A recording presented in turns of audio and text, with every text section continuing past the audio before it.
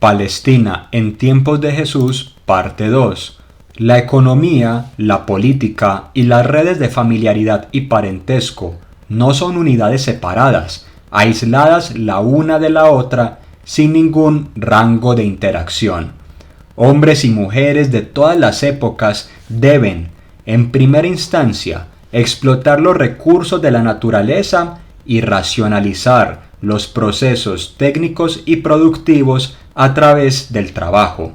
En segundo lugar, organizar la vida comunitaria en torno a instituciones y normativas basadas en costumbres y tradiciones ancestrales. En tercer lugar, deben dar forma a las relaciones que se encuentran al interior de la familia. Estas esferas experienciales se nutren entre sí, se construyen entre sí y además dependen la una de la otra. Un individuo solo podría movilizarse dentro del marco referencial objetivo que coordina sus acciones y pensamientos. El espíritu de un pueblo es un inmenso organismo, un cuerpo social, en donde se articulan la vida productiva, la cosmovisión religiosa y la ideología imperante de una época.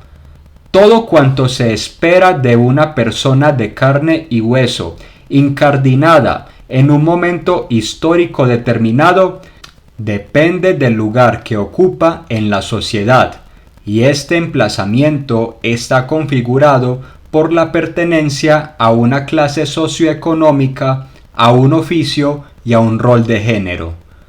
Las prácticas y representaciones religiosas del antiguo Israel se alimentaban de las condiciones materiales concretas de vida.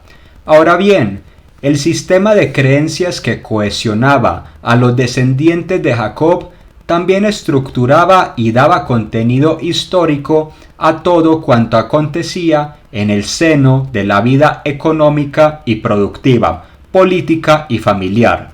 En la época de Jesús dominaba el modelo familiar de comunidad endogámica, y este era el que dictaminaba el ritmo de la vida económica. Este prototipo de familia de la Palestina romana del primer siglo pretendía regular las reglas sobre la herencia, estableciendo cierta igualdad entre los hermanos varones. Era usual que los hijos casados cohabitaran junto con sus padres, suscitando grandes ramas de una inmensa familia extendida. Lo más común era que la mujer se mudase a la casa de sus suegros, los padres del esposo. Estos eran un gran patriarca y una gran matriarca. Por así decirlo, estos ancianos constituían la base elemental de la vida familiar. Aunado a esto, los matrimonios entre primos, es decir, entre los hijos de diferentes hermanos, parecen haber sido la norma. Las relaciones familiares y productivas en la época de Jesús, a lo largo de toda la cuenca del Mediterráneo y especialmente en la Palestina romana, estaban cimentadas en una visión patriarcal de la realidad. Los hombres, tanto en el ámbito público como en el legal, imponían las condiciones de vida para todo el grupo, principalmente los hombres mayores afincados dentro de cierto patrimonio o riqueza material. Existía un claro contraste entre las virtudes femeninas y el malestar que causaban las mujeres ante la mirada de los hombres. En el libro de los Proverbios, capítulo 31, versos del 10 al 31, se alaban las cualidades buenas y superlativas de una esposa. Asimismo, en Éxodo, capítulo 20, verso 12, y en Proverbios, capítulo 1, verso 8, se hace énfasis en que los hijos deben respeto y admiración por su madre. Sin embargo, a la par de esto, se argumentaba que el eslabón débil de una familia era la castidad de la hija, y Filón, filósofo judío residente en Alejandría, indicaba que la sensualidad femenina era fuente de pecado, y aunado a esto, llegó al punto de deducir que hombres y mujeres tienen dos almas distintas con dos naturalezas divergentes. Es evidente de suyo que las bondades de las mujeres solo eran tenidas en cuenta si cumplían de manera solícita con lo que se esperaba de ellas dentro del modelo económico de producción que privilegiaba a la propiedad privada. Una mujer dentro de la época de Jesús debía atenerse a lo que los varones de su familia esperasen de ella, debía ser la dadora de hijos y la que consolidase la herencia de su esposo. Ahora bien, tendríamos que señalar que hay un grado de correlación entre las expectativas de género dispuestas para un hombre y para una mujer en la época de Jesús. Los sitios públicos en donde se departían los destinos políticos, militares y legales de estos pueblos eran el terreno idóneo de los hombres. En cambio, el reino de lo doméstico, en donde estaban compaginados el cuidado de los niños y del hogar, era el terruño nutricio de las mujeres. Las ciudades y los grandes estados, con sus ejércitos, sus leyes y su comercio a gran escala, eran la tierra fértil del varón. En la otra cara de la moneda estaba la casa, con sus normas alimentarias, sus reglas de pureza y todos los vaivenes que se inmiscuyen en este microcosmos. Desde surcir un vestido y preparar y almacenar los alimentos, hasta educar a los niños más pequeños en la íntima piedad popular y las tradiciones religiosas ancestrales. Este era el campo de acción de las antiguas mujeres palestinas. Flavio Josefo y Filón de Alejandría atestiguan una serie de restricciones para las mujeres de su época. No era permitido para ellas ingresar al recinto interno de las cortes del Templo de Jerusalén, atender a las justas y juegos atléticos o relacionarse en público con varones que no fuesen de su entorno familiar o tribal. Es claro que el binomio entre lo público y lo privado afectaba de manera radical el lugar social de hombres y mujeres. Los hombres estaban a cargo de llevar las bestias al templo para que éstas fuesen sacrificadas por el sacerdote. Las mujeres, por su parte, educarían a los niños del hogar en sus primeras oraciones y en las formas más básicas de devoción. Los varones asimismo transarían con otros varones en lo concerniente a los negocios, pero aunado a esto, las mujeres llevarían un registro fiel de los gastos de la casa. Para la mentalidad palestina del primer siglo de nuestra era, los roles de género eran complementarios. Hombres y mujeres no podrían subsistir unos al margen de las otras. La vida social era asimilada como un vigoroso cuerpo, en donde cada parte suplía las tareas necesarias para ejecutar su función. Los hombres eran los vigilantes de la civilización, con sus grandilocuentes logros en filosofía, política y religión. Las mujeres eran las baluartes del hogar. En las sociedades mediterráneas, lo masculino y lo femenino operaban a partir de símbolos y ritos que les eran propios. Al arquetipo del varón corresponde la virilidad, es decir, la capacidad para proveer los recursos necesarios para el sostenimiento, no solo de su hogar, sino de la ciudad, villa o aldea. Y vinculada a la virilidad estaba la valentía en combate. Un hombre valiente podría defender y proteger a los suyos y al mundo que sostiene su estilo de vida. En la cuenca del Mediterráneo, un hombre era percibido como no menos que un soldado, un obrero y un señor. Al arquetipo de lo femenino corresponde el recato, el cuidado tierno y la mansedumbre. Una mujer era vista esencialmente como madre y esposa. En otros términos, Un hombre mediterráneo del siglo I era visto como un guardián que combate contra las fuerzas externas que ponen en entredicho el orden del hogar. En complemento a esto, la mujer era asimilada como la cuidadora del pudor y las buenas costumbres de su casa. Desde este punto de vista, era una guerrera capaz de arremeter contra el caos interno que pudiese resquebrajar la unidad familiar. Los papeles de hombres y mujeres en la época de Jesús estaban muy claros, bien fijados y con unos límites muy precisos, debido a que en la sociedad de la Palestina del primer siglo de nuestra era, arraigada en una ética tribal innegable, las genealogías eran bien conocidas y el fundamento de esta lista esquemática de ancestros era el binomio honor-vergüenza. Las genealogías en el antiguo Israel garantizaban tres cosas. En primer lugar, derechos sobre la herencia. En segundo lugar, elegibilidad para el matrimonio. Y en tercer lugar, estatus social. El pueblo de Israel estaba obsesionado con la pureza religiosa y por esta razón las genealogías dictaminaban quienes podían acceder a cargos de liderazgo religioso y político. Estos cargos podían ser de sacerdotes, levitas o miembros laicos del Consejo de Ancianos, y en un sentido más práctico, la genealogía determinaba los criterios de lealtad.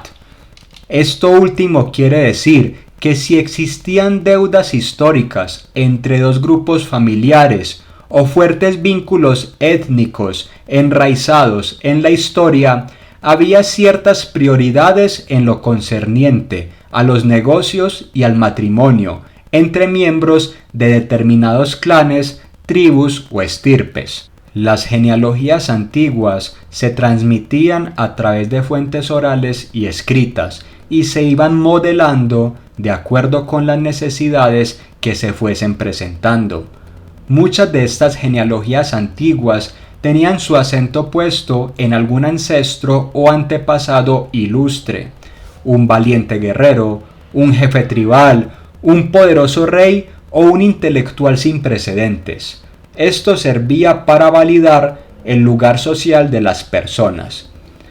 Entre los pueblos antiguos, la descendencia y la ancestralidad podían ser enumeradas de manera patrilineal, matrilineal o cognática. La ascendencia patrilineal está delimitada por línea paterna, es decir, se contabilizan los hijos, los padres de los hijos, los padres de los padres y así sucesivamente hasta un pasado mítico. La ascendencia matrilineal es de carácter uterina y se tiene en cuenta la línea materna. La cognática, en cambio, puede intercalar con algún tipo de lógica los ancestros masculinos y femeninos. En la época de Jesús, la manera usual de mostrar la ascendencia, la alcurnia, por decirlo de otro modo, era exhibiendo los antepasados masculinos más nobles e ilustres. Esta práctica era la recurrente en el mundo mediterráneo de la época de Jesús. Los hombres eran garantes del prestigio público de su familia. Las sociedades más tradicionales del Mediterráneo eran de carácter patrilocal, lo que quiere decir que las parejas casadas debían residir bajo la tutela del miembro masculino más viejo, que era un gran patriarca. Este miembro masculino era de la casa del padre. Los niños estaban al cuidado de este patriarca, al menos en lo que respecta a temas de honor.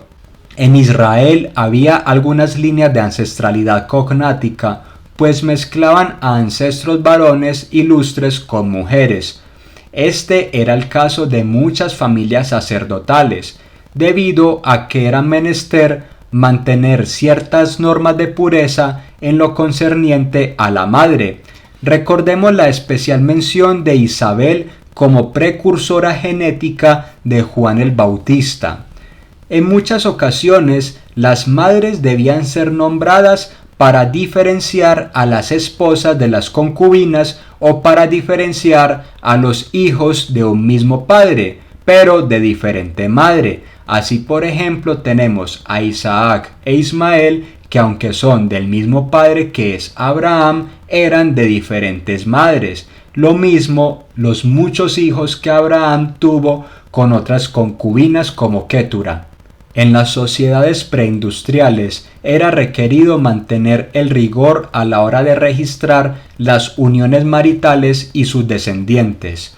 En los pueblos antiguos, el matrimonio era no menos que un contrato económico instituido para sostener el linaje, garantizar la permanencia de la propiedad privada al interior de ciertos clanes, tribus y líneas étnicas de lealtad, y entre los israelitas de antaño, el nombre de la casa del padre se mantenía a lo largo de la historia gracias a las uniones matrimoniales.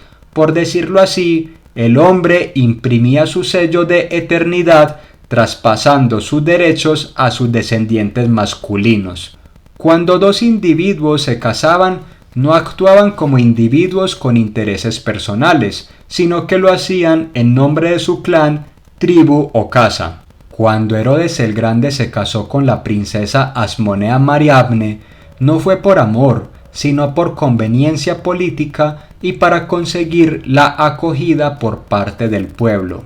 En el antiguo mundo mediterráneo había un arduo proceso para casarse. Hoy por hoy estamos acostumbrados a una visión romántica sobre el matrimonio. Para nuestra mentalidad como hombres y mujeres modernos, sería imposible casarse con alguien sin antes haber pasado por una etapa de cortejo, coqueteo, citas y en fin, todo lo que implique conocer a la otra persona. En oposición a esto, a dos jovencitos de la Palestina romana del primer siglo, sus familias los comprometerían y los unirían en un rito llamado esponsales. Los esponsales eran, por ponerlo en términos sencillos, la primer gran etapa del matrimonio. Cuando dos jóvenes eran unidos en los esponsales, se hacía una ceremonia pública con varios testigos, y a partir de este momento, ambos, el jovencito y la jovencita, adquirían los derechos y deberes de una pareja casada. La edad óptima que señala la Mishnah para casar a una niña era de 12 años y la de un varón de 14.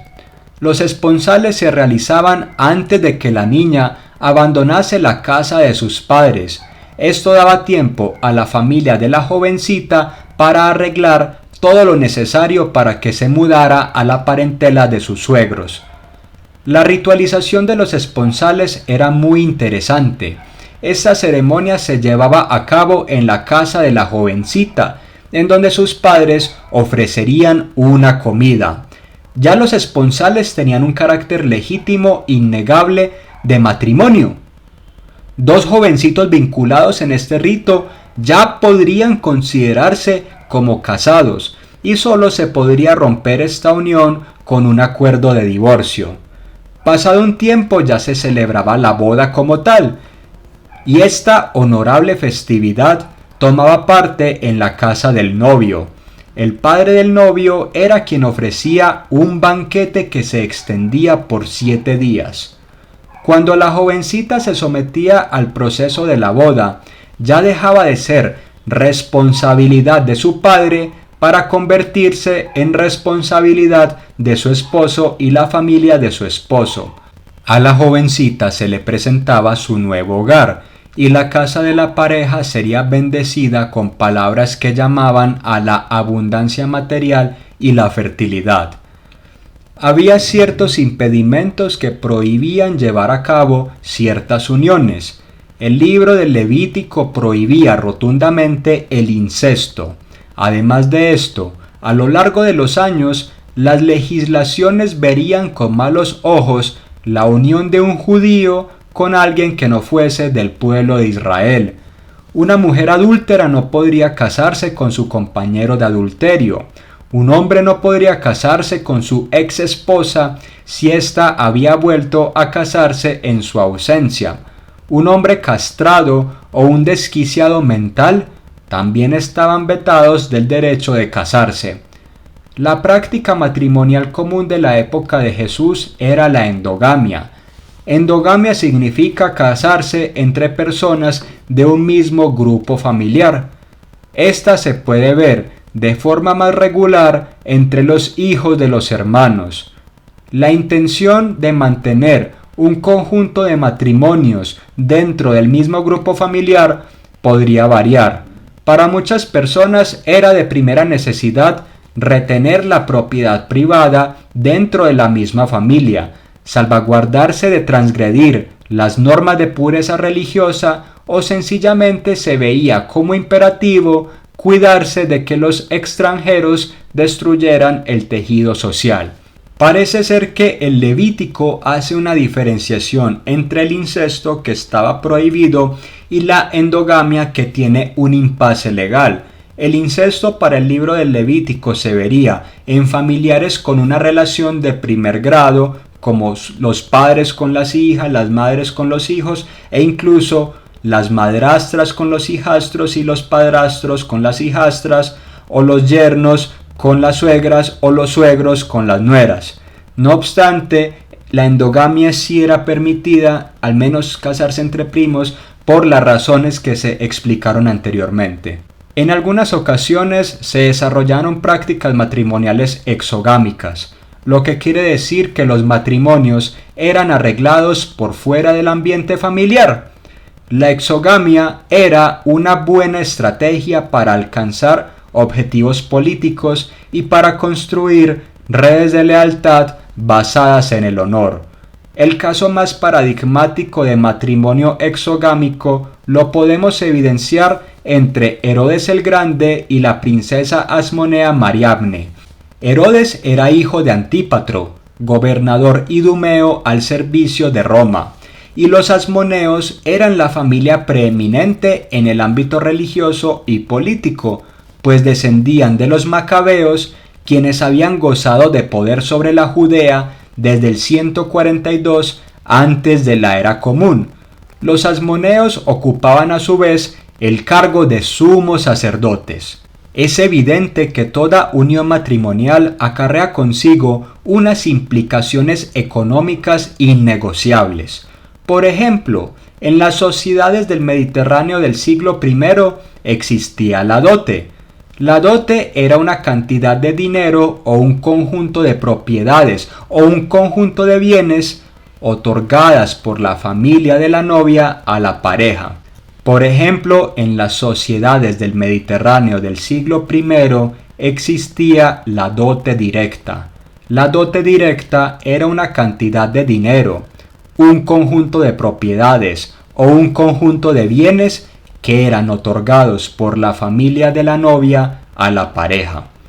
Los estudios antropológicos más recientes han demostrado que la dote en el antiguo Israel era un adelanto parcial o total de una porción de la herencia correspondiente a la hija de una familia. Esta herencia otorgada a la novia no era propiedad privada de ella, sino que pasaba a ser administrada por su esposo y posteriormente por sus hijos. En caso de divorcio, parte de la propiedad podría volver a la mujer y a su núcleo familiar, o la propiedad podría ser entregada a sus hijos. A la par de la dote directa, que era entregada por la familia de la novia a la pareja, estaba la dote indirecta, que eran regalos otorgados por la familia del novio a la pareja, y existía además el llamado así patrimonio de la novia, que eran riquezas otorgadas por parte de la familia del novio a la parentela de la novia, lo que se ha confundido usualmente con la compra de novias. Esto le da a cada familia un interés personal en la nueva pareja. El patrimonio de la novia que no se entrega a la novia se utiliza en la mayoría de las sociedades para asegurar esposas para los hermanos de la novia, si es que tiene algún hermano, claramente. De hecho, se trata de una especie de sistema de racionamiento. Lo que sale por una novia, lo que sale por una señorita, tiene que entrar por una hermana. Es decir, los hermanos de la novia se beneficiaban de que la hermana se casara. El patrimonio de la novia, otorgado por la familia del novio, y la dote directa, otorgada por la familia de la novia, fungían como una competencia para ver quién tenía más medios y posibilidades materiales, y con ello se medía quién tenía más honor. Una familia se volvía clienta y dependiente de la otra, y así se solidificaba en el tiempo la estratificación social. La propiedad privada se quedaba en una clase social determinada, y las posibilidades de ascender dentro del esquema de clase socioeconómico era básicamente nulo. Parece ser que los divorcios en la época de Jesús eran frecuentes. Las razones variaban según cada interpretación de la ley de Moisés. La escuela de Shammai se atenía a las razones más clásicas, siendo la más contundente el adulterio de la esposa. En cambio, la escuela rabínica de Hillel, que representaba la visión más extendida en el antiguo Israel, aseguraba que un hombre podía repudiar a una mujer por cualquier cosa displacentera que ella hubiese provocado. En la Mishnah existía una sección entera para determinar las causales válidas de divorcio. Una mujer podría pedir el divorcio si su marido se negaba a completar sus tareas conyugales o si éste se volvía impuro por alguna enfermedad o incapacidad de cualquier índole. Durante la época de Jesús, la familia funcionaba como una unidad productiva a nivel doméstico. Por ello era imperativo regular cuestiones como la herencia. En las herencias se distribuye tanto los bienes móviles de una familia, sean estos dinero, joyas o utensilios, así como los bienes inmuebles, que podían ser terrenos, casas o graneros. Lo corriente era que los bienes se distribuyeran a la muerte del varón cabeza de familia. La prioridad en las herencias era de los hijos varones. Números capítulo 27, versos del 8 al 11, establece que de no haber hijos varones en una casa, la herencia pasaría a las hijas, y si no hay hijas, a los hermanos del padre. Y si el padre no tenía hermanos, la herencia pasaría a las manos del varón más cercano de la misma estirpe. En Deuteronomio 21:17 y en la Mishnah se otorgaba una doble porción de herencia al hijo mayor. En Jerusalén y en Galilea existía la tradición de que una viuda podía habitar en la propiedad de su difunto esposo. Sin embargo, también era plausible que los herederos del difunto padre de familia dispusieran de la viuda como quisiesen, y a ésta se le devolvía su dote matrimonial. Los reyes clientes de Roma, como Herodes el Grande, debían tener felices a sus amos imperialistas. Flavio Josefo nos deja constancia que Herodes heredó a Augusto y a Livia, esposa del emperador, la absurda cantidad de 10 millones de denarios, que estaban repartidos en oro, plata, joyas y ropa de lujo. El historiador romano Suetonio infería que los reyes clientes de Roma tenían que asegurarse sus posiciones de privilegio con este tipo de obsequios en testamentos. La familia de Herodes tenía una sagacidad política innegable.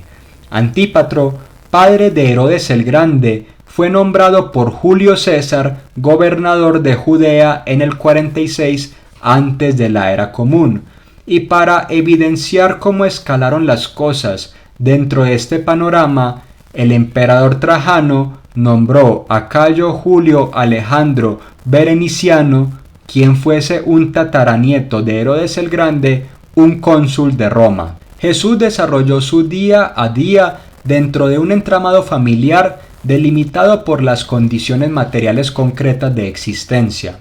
Esencialmente, una familia ejecuta dos acciones a nivel social: brindar una red de apoyo o de sostenimiento económico para sus miembros y, en segundo lugar, transmitir los valores y creencias comunitarias de una época determinada.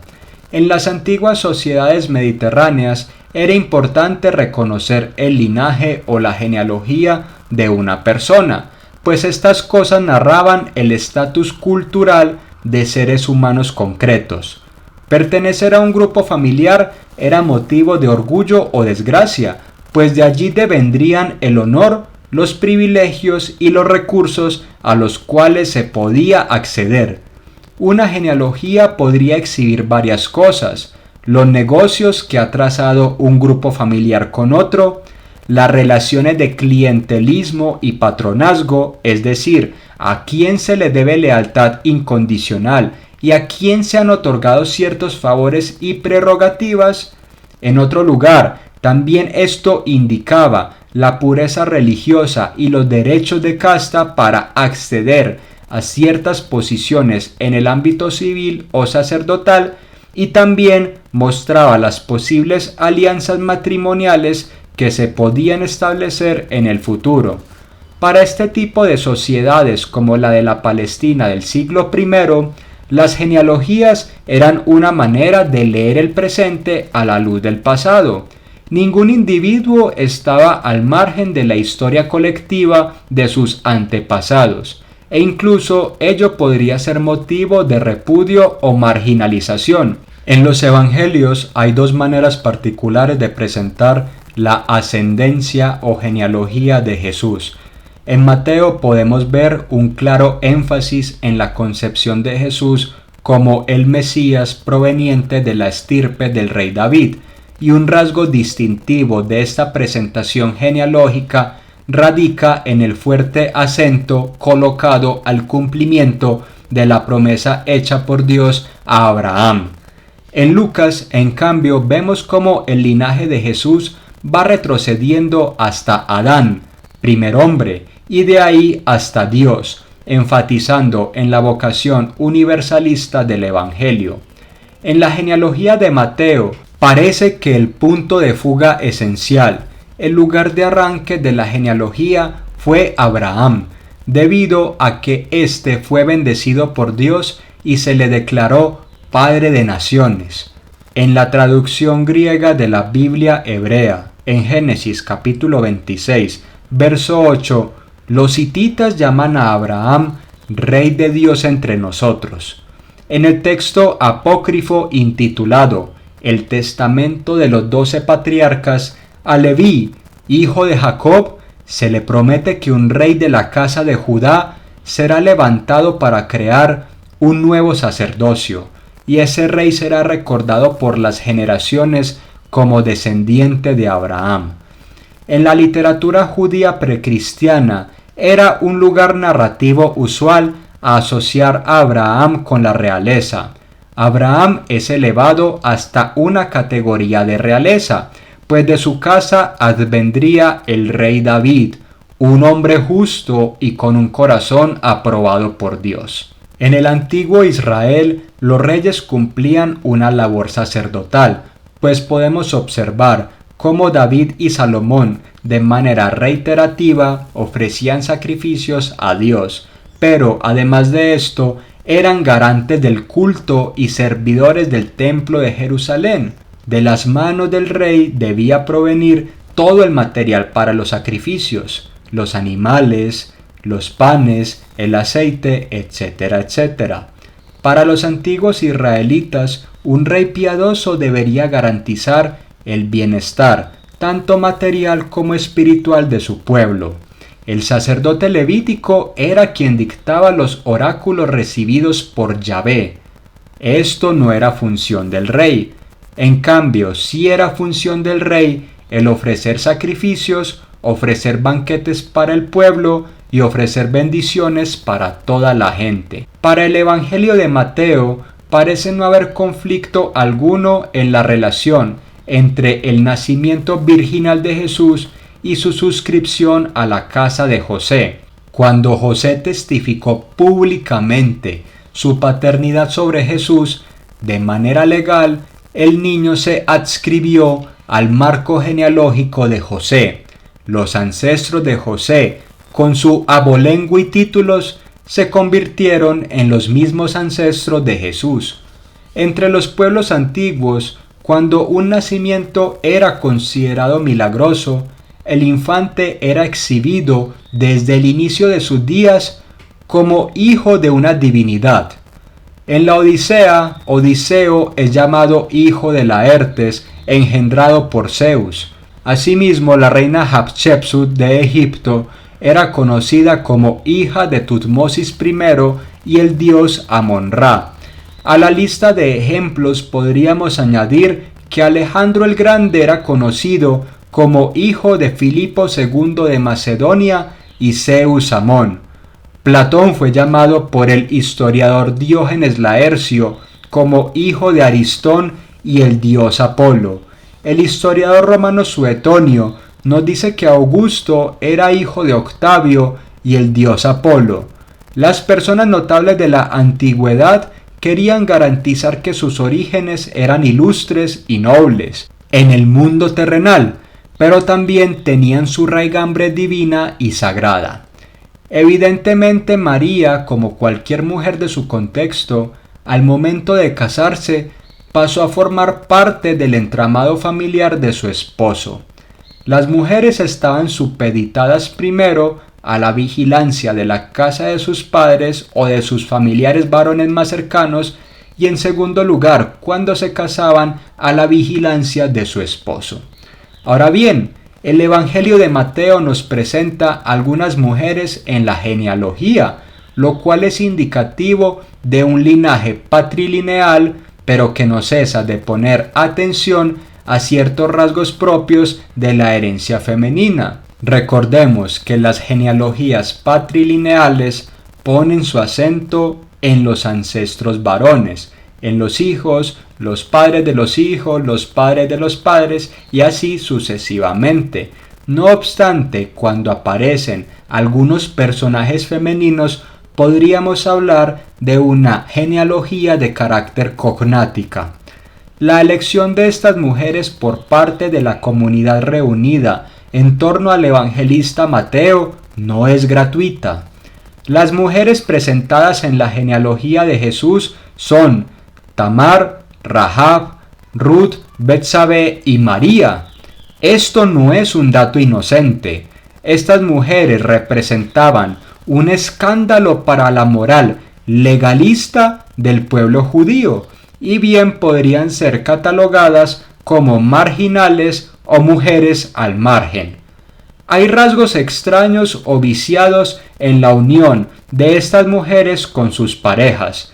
Incluso dentro de ciertos parámetros legales, estas uniones no eran bien vistas. Sin embargo, estas mujeres desempeñaron un rol activo para ser instrumentos a la hora de llevar a cabo con celeridad el plan providente de Dios.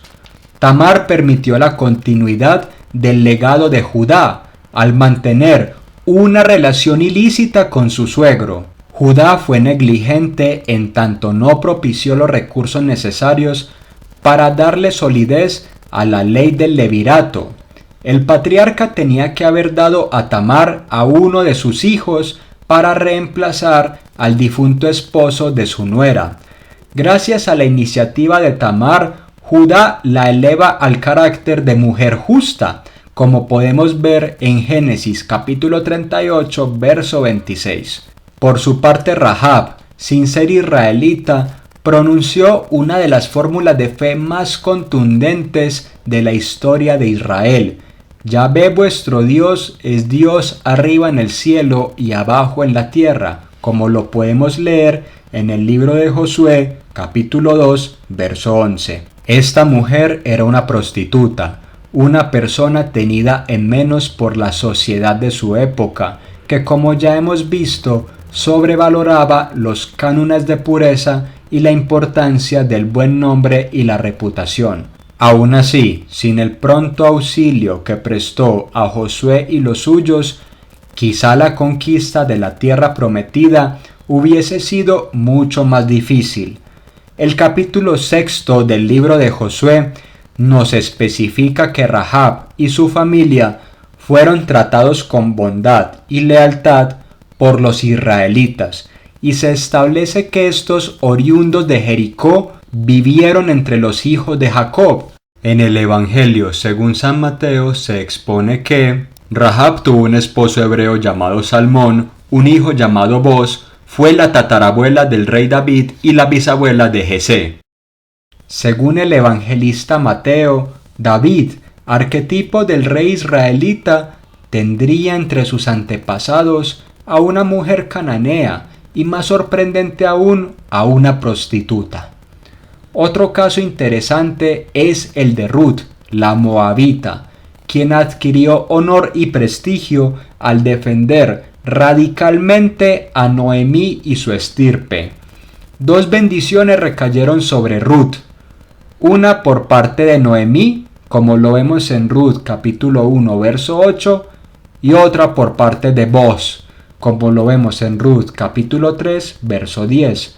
Ruth era extranjera, una mujer absolutamente desposeída y solo estaba al amparo de Noemí y su Dios. Pronto, la obediencia de Ruth fue recompensada con un esposo de la estirpe de Jacob, un hombre justo llamado Boz, y un hijo llamado Obed. Betsabé es un caso difícil de tratar e incluso podría ser vergonzoso para la casa de David. David se unió con Betsabé tras ejecutar una serie de actos desmesurados y rapaces que siguen una secuencia terrible: adulterio, conspiración y asesinato. Véase con precaución el segundo libro de Samuel, capítulos del 11 al 12. Ahora, el autor deuteronomista no parece imputar culpa en Betsabé, sino que la carga fuerte del pecado recae sobre David. De no ser así, no se haría énfasis en su hijo Salomón, que también era conocido como el amado de Yahvé. Salomón respetaba profundamente a su madre, tanto así que Primera Reyes capítulo 2 verso 19 nos dice que él construyó un trono para ella para que estuviese siempre a su diestra. Finalmente tenemos a María. María es el arquetipo de la Iglesia, de la nueva alianza, el nuevo Israel que acogió con prontitud y fiel certeza la palabra de Dios. La vergüenza social de María fue haber quedado embarazada cuando ya había un contrato matrimonial llevado a cabo durante los esponsales. María fue exaltada dando a luz al Hijo de Dios. A pesar de todo este abolengo y antecedentes ilustres de Jesús, la realidad concreta nos comunica que su vida familiar era la de un judío de la zona rural con algún grado de conocimiento técnico en un arte u oficio. Su familia debía virar entre el campo y la ciudad, y las obligaciones laborales estaban encuadradas dentro del rango de acción de campesinos y artesanos. La vida familiar de Jesús estaba encauzada dentro de una gran estructura socioeconómica y política, el Imperio Romano. Jesús vivió en la provincia de Judea. Esta no era una provincia imperial y mucho menos una provincia senatorial. Más bien, era un pequeño territorio vigilado directamente por el emperador, quien dejaba a cargo un militar de orden ecuestre llamado procurador o prefecto, quien a su vez estaba supeditado al legado imperial de Siria, la gran provincia más cercana. La división entre provincias imperiales y provincias senatoriales se dio por cuestiones estrictamente pragmáticas. Las provincias senatoriales no representaban una amenaza para el orden imperial, pues estaban lejos de las fronteras exteriores del imperio, y de hecho en su interior estaban estacionadas pocas legiones. Las provincias senatoriales eran encargadas a un senador que recibía el título de procónsul. Las finanzas de las provincias senatoriales estaban a cargos del cuestor. Por otro lado, las provincias imperiales como la de Siria eran un caldo de cultivo ideal para revueltas y sus habitantes eran proclives de levantarse contra las ínfulas imperialistas romanas. Estas provincias requerían de mano de hierro para ser sometidas de manera reiterada. Tenían como garante del orden público a un legado y fungía como administrador de finanzas un procurador de orden ecuestre. En las provincias imperiales sí que había legiones estacionadas. En tiempos de Jesús había 3 de estas en Siria y varios otros cuerpos de caballería y otros de tipo policivo.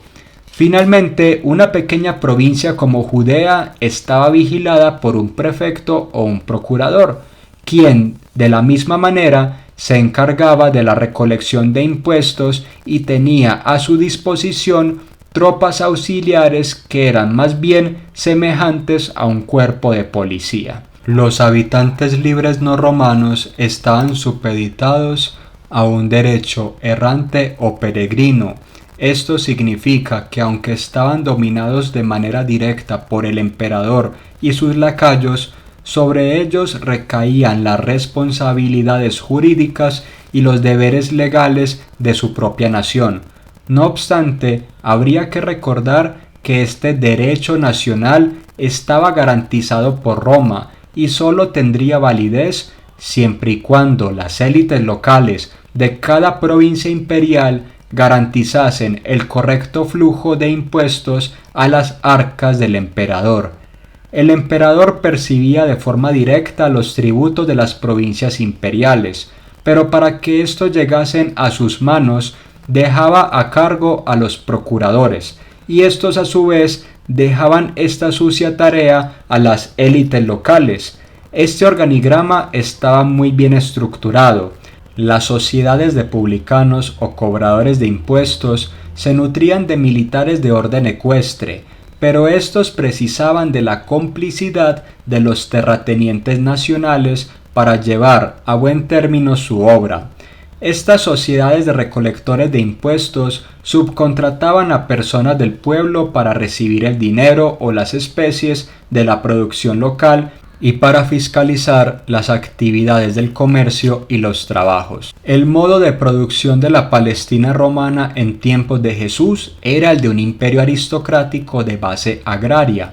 En pocos términos, los aristócratas, que eran esencialmente la capa de la población no productiva y privilegiada en el entramado social gracias a sus posesiones agrícolas, ejercían el dominio sobre el campesinado, extrayendo los frutos del trabajo de la mano de obra dedicada a las labores agropecuarias. Asimismo, la porción aristocrática de la sociedad se beneficiaba de la sustracción de impuestos a artesanos capacitados, jornaleros que vendían su fuerza productiva día a día sin pertenecer a ninguna tierra e incluso, en el caso palestino, a cazadores, recolectores y comerciantes pequeños de caravanas que se movilizaban entre diversos centros urbanos. La aristocracia determinaba los ritmos de la producción, circulación y distribución de las riquezas. Desde la parte de arriba de la pirámide social se dictaminaba qué debía ser cultivado, cómo debía hacerlo y cómo debían distribuirse las riquezas usurpadas al campesinado. En la época de Jesús había una dialéctica innegable entre el campo y la ciudad, así como entre las familias aristocráticas y el campesinado. Los proyectos urbanos de las estirpes notables debían sostenerse con el trabajo mancomunado de los jornaleros agrícolas sometidos a ritmos laborales frenéticos. Herodes Antipas, tetrarca de Galilea y Perea, hizo de Séforis y Tiberíades pequeñas urbes grecorromanas en medio del antiguo Próximo Oriente. Asimismo, las legiones posicionadas en Ptolemaida, Siria, y los cuerpos de policía emplazados en Cesarea Marítima debían alimentarse, y para ello resultaba menester explotar a los campesinos. Al fin y al cabo, el músculo militar romano constituía, una de las columnas sobre las cuales se erigía la institucionalidad. Este vasto imperio fungía como una feroz y gran máquina, una máquina de guerra. Por otro lado, las familias aristocráticas, cuyo privilegio estaba cimentado en un sistema de herencias basado en el clientelismo, el prestigio social y la pureza, se entroncaban en las instituciones políticas y militares de la Roma imperial. Así Herodes el Grande había recibido el beneplácito o favor de sus amos romanos, que tenían a Augusto a la cabeza, y su familia gozaba de áreas de mandato en Galilea y Perea a cargo de Antipas, y Turea y Traconítida a cargo de Filipo. Incluso Salomé I, hermana de Herodes el Grande, recibió las toparquías de Yamnia, Azotus y Facelis. Aunque la lealtad de las familias aristocráticas estaba supeditada a Roma, el emperador era astuto y dejaba que los caudillos nacionales establecieran un sistema de derecho basado en la costumbre y la tradición. Hombres libres no romanos se sujetaban a un derecho peregrino, el de su patria, pero ello no los excusaba de nutrir las férreas instituciones del imperio, que hallaban su base en el cobro de impuestos. Aunque la tenencia de la tierra por parte de la aristocracia era innegable, su principal función constituía en regular la producción del campo y recoger de forma hábil los impuestos. La aristocracia palestina se alimentaba materialmente de los excedentes campesinos y se nutría ideológicamente del honor y la gloria. Dice Kenneth Hanson que las familias campesinas producían el así llamado excedente. Este era extraído por la aristocracia en forma de trabajo, productos o dinero, y ello se realizaba a través de instrumentos como los diezmos, impuestos, peajes, rentas y tributos. Asimismo, los ricos y poderosos se valían de los campesinos endeudados para adquirir sus previos y esclavizar al padre de familia y a las señoritas de menos de 13 años.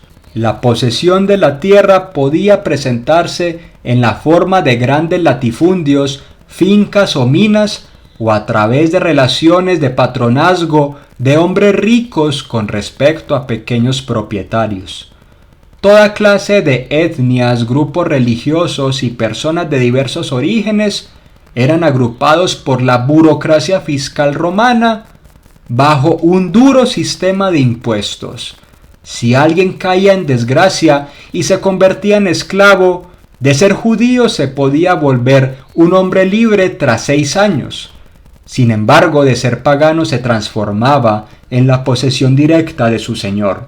Provincias imperiales como la de Siria y provincias de segundo orden como Judea dependían de la soberanía directa del emperador, y las relaciones sociales de producción eran bastante evidentes. El emperador dejaba a su cargo prefectos y procuradores que encauzaban el curso de los impuestos. Los reyes clientes de Roma como Herodes el Grande y los tetrarcas que ejercían dominio directo sobre sus porciones de tierra eran, asimismo, la cara visible de Roma. Los estandartes imperiales les legitimaban como veedores del orden público. De la misma forma, los consejos de ancianos locales y tribales, así como la casta sacerdotal de Jerusalén, podían gozar de una porción privilegiada de las riquezas gracias a su sujeción a Roma. La explotación del campesinado se arraigaba en una especie de teocracia militarizada. El orden socioeconómico también dependía del monopolio de la fe y la religión. No en vano el sumo sacerdote Caifás fue designado para su puesto por el procurador romano Valerio Grato en el año 16 de la era común. También el prefecto romano Poncio Pilato tuvo una decisión autoritaria directa sobre la muerte de Jesús. Los sumos sacerdotes expoliaban a los campesinos y artesanos de lo que brotaba de sus manos, a la vez que forjaban las condiciones ideológicas necesarias para que los romanos explayaran su estructura de dominio. En algunos casos, los medios de producción o herramientas de trabajo pertenecían a pequeños propietarios, pero estos estaban sujetos a una relación de dependencia con los grandes caciques amparados por Roma, quienes a cambio del trabajo servil ofrecían garantías como protección con las armas, protección de sí mismos al fin y al cabo. En otros casos, los medios de producción eran directamente posesión de las élites, quienes arrendaban sus predios y herramientas a los campesinos. Estos debían trabajar para su propia supervivencia, pero la mayor parte de las ganancias iba para sus patrones. En otros casos, los campesinos eran directamente posesión de un señor, y como propiedad estaban sometidos a su dominio. Finalmente estaban los jornaleros del día a día, que añoraban ser contratados tan siquiera un día para ver si podían llevar una hogaza de pan a su boca. Históricamente el campesinado ha sido subyugado a varios tipos de violencia, expropiación de sus predios por parte del aparato estatal para ser entregados a las familias de la élite político-militar. Los crueles impuestos, la aceleración del ritmo de trabajo para suplir las demandas de los centros urbanos en auge y para alimentar las fauces de la maquinaria de guerra. Y la peor de todas las formas de violencia, siempre ha sido el ahogamiento en deudas que después devenía en la expoliación de terrenos ancestrales. El campesinado sufría de manera directa la consecuencia de la irrefrenable lucha de clases. Jesús rompió con las expectativas sociales de su época. Lucas nos comenta que Jesús fue invitado por un hombre ilustre de los fariseos a comer durante el día de reposo. Durante el evento, Cristo curó a un hombre y aseguró que la ley de Dios es la vida misma. Por tanto, la prioridad siempre es glorificar al Señor, yendo en auxilio de nuestros hermanos y hermanas. Después de esto, Jesús dijo a los comensales de la comida que el reino de Dios no tiene parámetros de distinción entre las personas. Finalmente comentó a quien lo había invitado: cuando hagas comida o cena, no llames a tus amigos, ni a tus hermanos, ni a tus parientes, ni a vecinos ricos, no sea que ellos a su vez te vuelvan a convidar y seas recompensado. Mas cuando hagas banquete, llama a los pobres, los mancos, los cojos y los ciegos, y serás bienaventurado, porque ellos no te pueden recompensar, pero te será recompensado en la resurrección de los justos. Jesús dijo esto porque quería asegurarse que todos comprendieran que la paternidad universal de Dios cobija a todo el género humano, porque Jesús puso el ejemplo de una cena. En la Palestina del siglo I, lo que dominaba era el esquema de patrones y clientes. Los patrones poseían una amplísima cantidad de poder político, militar y económico. En la época de Jesús, un individuo no podía valerse por sí mismo, sino que debía crear y articular redes de solidaridad que le ayudasen a resolver los problemas del día a día. Un patrón podía proveer a su cliente con favores como otorgarle puestos en la burocracia, darle comida y recursos en tiempos difíciles, brindarle medios de producción para desarrollar su trabajo, protegerle en rencillas legales, además de la muy necesaria protección contra ataques externos a nivel militar. En algunos casos, incluso un patrón podía eximir a sus clientes de impuestos y otorgar el estatus de ciudadanos romanos. Por su parte, los clientes tenían una serie de deberes en relación con su patrón: brindarle honor preconizando las bondades de su patrón, trabajar de manera privilegiada para el patrón, entregándole de forma prioritaria el fruto de su labor, y también era deber del cliente ir en auxilio del patrón en tiempos de guerra. Todo esto es una fidedigna radiografía de una sociedad basada en vínculos jerárquicos y profundamente desiguales. Para ejemplificar lo dicho, Flavio Josefo nos comenta que cuando Antípatro, padre de Herodes el Grande, otorgó ayuda militar a Julio César, en retribución fue nombrado ciudadano romano y fue eximido del pago de impuestos. La relación de patrón-cliente se evidenciaba en el Imperio Romano a niveles macroestructurales y microestructurales. El emperador era el gran patrón de todo el imperio. Él podía liberar esclavos, suprimir el pago de tributos, elevar el rango de los militares, garantizar la adquisición de la ciudadanía, patrocinar construcciones de obras públicas y privadas y celebrar juegos atléticos. Flavio Josefo gozaba de la protección de los emperadores Vespasiano y Tito. A este judío, a este erudito, se le otorgaron tierras en Judea, una casa en Roma, se le casó con una romana que tuviese la nacionalidad y se le protegió contra diversos tipos de acusaciones. La lección brindada por Jesús al poderoso anfitrión del banquete en el Evangelio de Lucas adquiere sentido si comprendemos la sociedad mediterránea del siglo I.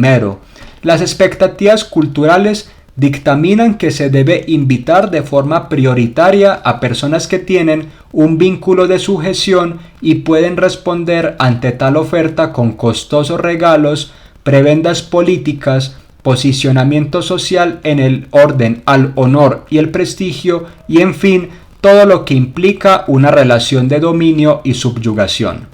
En cambio, Cristo insta a buscar a aquellos que no pueden valerse por sí mismos y mucho menos podrían responder ante la invitación con obsequios lujosos o prerrogativas en el ámbito económico o institucional. La transgresión de Jesús toca a todas las capas culturales y a todas las redes comunitarias de interdependencia. El reino de los cielos va más allá de los lazos de sangre, el capital social y simbólico y, en fin, todo el fundamento material de la existencia del Imperio Romano. En el reino, la paternidad universal de Dios exhibe al Señor como un Padre amoroso que extiende su mesa para todo el género humano. A Dios no le interesa tu cuenta bancaria, el poder que hayas acumulado en la tierra, ni mucho menos los favores que tú puedas ofrecerle a Él, porque sencillamente no vas a poder retribuirle nunca. Él conoce tu condición menesterosa y aún así va en tu auxilio y te ama. Las relaciones entre clientes y patrones dominaron la parada durante gran parte de la antigüedad. Hay cosas que no podían pasar desapercibidas y que reflejan de manera fidedigna este tipo de contratos. Herodes, por ejemplo, en su calidad de rey cliente, nombró a Cesarea en honor de Augusto. Le puso a un puerto Sebasté, que traduce emperador desde el griego. Le puso Drusus a la torre del puerto en honor del hijastro muerto de Augusto. Construyó un templo dedicado a Augusto en Galilea y encima de todo esto celebraba juegos deportivos cada 5 años en honor del emperador. Estos juegos deportivos tenían una carga simbólica importante porque conmemoraban la victoria de Augusto sobre Antonio en Actium. A la muerte de Herodes, todo este afán de querer agradar a los romanos pasó a la historia. Cuando Roma tomó el control directo de Judea, rebautizó la ciudad de Cesarea, nueva capital de la provincia, como Colonia Prima Flavia Augusta Cesarea. La Palestina herodiana se convirtió en la imagen fiel y palpable de lo que sería todo un territorio sometido al patronazgo del emperador. El puerto conocido como Sebasté, en griego, o Portus Augusti, en latín, era un punto neurálgico dentro de la economía imperial, pues fungía como un plexo nervioso que interconectaba a la vida comercial del Oriente Próximo y el Asia Menor. Este puerto brindaba una posición segura para las embarcaciones que merodeaban la costa oriental del Mediterráneo. Poco a poco, este puerto se fue transformando en un importante bastión de la cultura grecolatina en Oriente. El puerto gozaba con dos imponentes rompeolas, uno al sur de 600 metros de longitud, otro al norte de 250 metros de longitud. Ambos se arqueaban en un área que rebasaba los 3.5 acres. Las instalaciones del puerto incluían un sistema de drenaje complejo. Habría que notar que una ciudad portuaria de importante crecimiento demográfico requería de acueductos y alcantarillados, y estas maravillas tecnológicas de la era antigua fueron adelantadas en la localidad. Dentro de este contexto, el prefecto romano Poncio Pilato también era cliente de su patrón el emperador Tiberio. Prueba de esto es una inscripción en latín encontrada en un teatro que dice: a los dioses honorables y Tiberio, Poncio Pilato, prefecto de Judea, ha dedicado. Tiberio gobernó entre el 13 y el 37 de la era común, y no era nada extraño que Pilato le haya dedicado esta inscripción a él, teniendo en cuenta la religión estatal y militar que se vivía en Roma. Otras construcciones interesantísimas de la época eran el hipódromo, que era una pista ovalada dispuesta para las carreras de caballos, y un templo dedicado a Mitra, una deidad de origen persa que era altamente venerada por los militares romanos. Todas estas construcciones urbanas acarrearon una fortísima desposesión de la masa campesina. Las personas del campo debían trabajar de manera frenética para suplir las demandas de ciudades en crecimiento, y muchos pobladores de las zonas rurales debieron abandonar sus cultivos y la vida agrícola para prestar su mano de obra a las ciudades.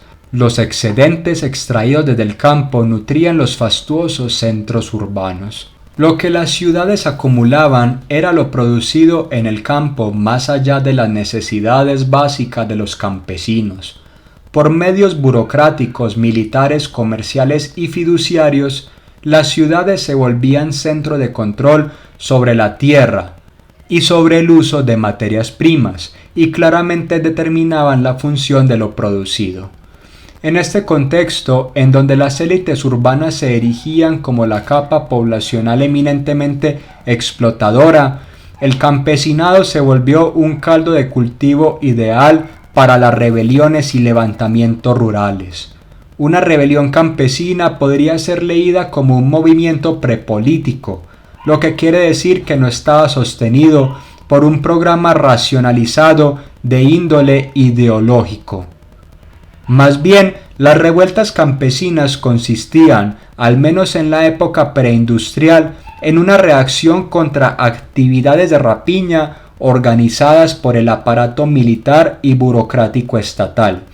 Este es apenas el resultado natural si el campesinado ha sido obligado de una manera reiterativa a pagar altos e insostenibles impuestos, a vender su tierra, a que su tierra fuese confiscada por las élites, o a ser sometidos a pagar altas penas por haber violado leyes reforzadas por el aparataje político de la aristocracia.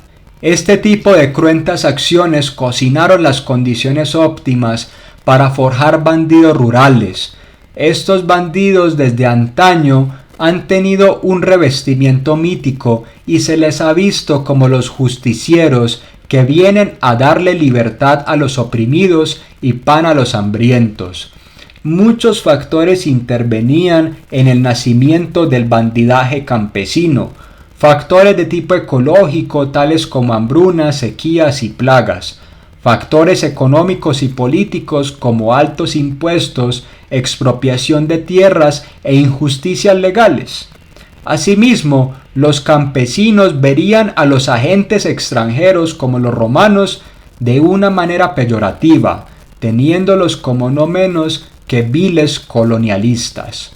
Los bandidos rurales solían moverse al interior de las villas y representaban para las élites políticas y religiosas una amenaza al orden socialmente establecido. Usualmente eran apoyados por otros campesinos que los veían como héroes o bienhechores. Los bandidos solían dar recursos robados a sus compatriotas de villas y aldeas. Jean-Dominique Crozat nos dice que los bandidos rurales roban el monopolio de la violencia de los ricos y lo distribuyen a los pobres, y de manera más significativa le roban a la violencia aristocrática y estructural el barniz de moralidad bajo el cual opera. Los bandidos rurales obligan a las personas a hacerse la siguiente pregunta: ¿cuál es la diferencia moral entre una pandilla o una banda armada y un ejército? ¿Cuál es la diferencia entre un bandido rural y un agente imperial sentado en un trono? El lenguaje neotestamentario constantemente nos trae imágenes de estos bandidos. Marcos 14:48 dice que Jesús fue acusado de ser un bandido por la guardia del templo. Marcos 15:27 nos dice que Jesús fue crucificado en medio de dos bandidos. Unos versículos antes se nos dice que Barrabás, liberado en lugar de Jesús, era un bandido. No sería extraño que Jesús haya sido confundido con un bandido, pues al igual que estos, él procedía del campo, y las personas originarias de zonas rurales eran tenidas como sospechosas por las élites religiosas y políticas citadinas. Durante el traspaso de poder entre la dinastía de los Asmoneos y Herodes el Grande, se exacerbaron varios movimientos de bandidos en Galilea, y el lugar predilecto para esconderse estos asaltantes eran las cuevas en los altos del Golán. Herodes batalló contra los bandidos en Arbela, cerca del lago Tiberíades, y después incendió vivos a los sobrevivientes en sus cuevas. Los bandidos rurales no eran simples ladrones o matones espontáneos, pues su plan de acción consistía en atacar posiciones importantes para el poder político. Algunos bandidos famosos eran Ezequías, que declaró una guerra sin cuartel a Herodes el Grande en la frontera con Siria; Judas el Galileo, quien atacó varias caravanas reales de Herodes el Grande; Ptolomeo el Idumeo; Eleazar ben Danai y Alejandro, que atacaron la guardia personal del gobernador romano en Judea llamado Cumanus, y también al prefecto Félix. Las élites siempre han temido por el caos social. Esto no es descabellado. Su posición de privilegio les asegura el acceso a recursos y beneficios que están vetados para la mayoría de las personas. Cuando la capa poblacional explotadora ve que su lugar dentro de la estructura económica está siendo amenazado, se recurren a diversas herramientas de castigo que caen arduamente contra la inmensa facción trabajadora de la sociedad. Las penas y los suplicios son especialmente duros para los desposeídos y los que viven su vida en un régimen deficitario. El escarmiento público siempre ha sido una opción predilecta para las élites. Un castigo ante la vista de todos puede garantizar que nadie más quiera cuestionar las estructuras materiales de la cultura. Las élites de Judea verían con predilección a la crucifixión. Este método de tortura extendía la agonía del castigo por un tiempo prolongado, y también era lo suficientemente humillante para despojarle de su identidad al castigado. La muerte en la cruz estaba reservada para los malditos y los subalternos más precarios. Cualquiera que pusiese un acento de duda en el estatus concurrente de la comunidad sucumbía a sus ambiciones de libertad ante el miedo que suscitaba la cruz. Cicerón y Flavio Josefo se referían a la crucifixión como la muerte más terrible debido a que su función no era la resocialización del condenado, sino su exterminio total en cuanto carne y espíritu. Comúnmente los condenados a crucifixión eran azotados, golpeados y hasta apuñalados. Estos eran conducidos hasta su destino final mientras cargaban sobre los hombros el travesaño de la cruz. En el lugar del suplicio iban a encontrar de pie al stipes crucis, que era la sección vertical de la cruz.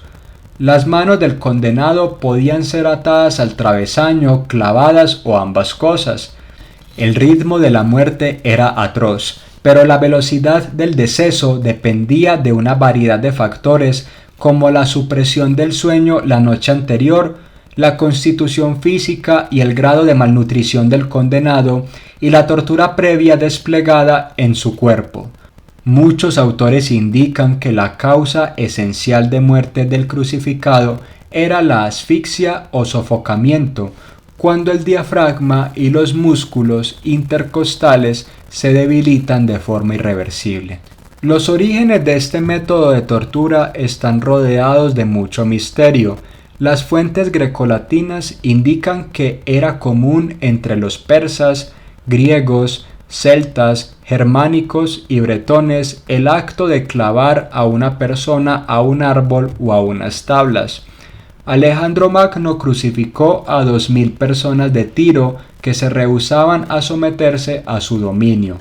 El rey de Siria, Antíoco IV Epífanes, crucificó a un gran número de judíos en el 167 antes de la era común, pues estos se negaron a abandonar sus prácticas ancestrales. Alejandro Janeo, el sumo sacerdote de Judea, crucificó a más de 800 de sus compatriotas que se rebelaron contra él en el año 88 a.C. Tras la muerte de Herodes el Grande, se despertaron ánimos revolucionarios que obligaron a Varo, legado de Siria, a crucificar a más de 2000 personas. Filón nos comenta que el gobernador de la provincia de Egipto, un hombre llamado Flaccus, crucificó a una gran cantidad de judíos de la diáspora en un teatro en Alejandría. Entre el 66 y el 70 de nuestra era, el general Tito, tras el éxito de la primera guerra contra los judíos, cercó Jerusalén y crucificó a un número de prisioneros de combate. La tradición romana dictaminaba que la crucifixión estaba reservada para crímenes que pudiesen afectar de gravedad el orden público. Entre estos se contaban la rebelión, en donde estaba incluido el bandidaje rural, la traición, la deserción militar y el asesinato. No era una práctica común crucificar a un ciudadano romano, pues esto era considerado vergonzoso. En este orden de ideas, tiene sentido la presentación de Barrabás como un jefe de una banda de bandidos dedicados a ciertas formas de pillaje y asesinatos selectivos. Barrabás y los suyos tenían su propio modus operandi: atacar zonas rurales, asaltar caravanas y cuerpos militares romanos y matar personas de la aristocracia. Jesús representaba una amenaza social de otro orden. A donde sea que Jesús fuese, este carismático profeta de orígenes campesinos y artesanales agolpaba a grandes multitudes que se unían a él como una manera de replicar ante el descontento surgido en una sociedad canibalizante. Las personas veían muy atractivos los actos de Jesús, tales como los exorcismos y las curaciones.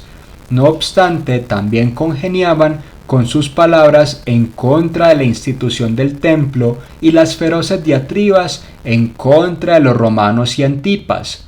A este último le llamó zorra, como el vil animal que arremete contra el ganado y las bestias domésticas de los campesinos. Y por otro lado, a los romanos les llamó dueños del mundo. Hay algunas especulaciones teológicas sobre el endemoniado de Gerasa. Las lecturas de coloniales indican que el fuerte simbolismo en torno a este poseso refleja la violencia inscrita en la relación entre los romanos y la provincia de Judea.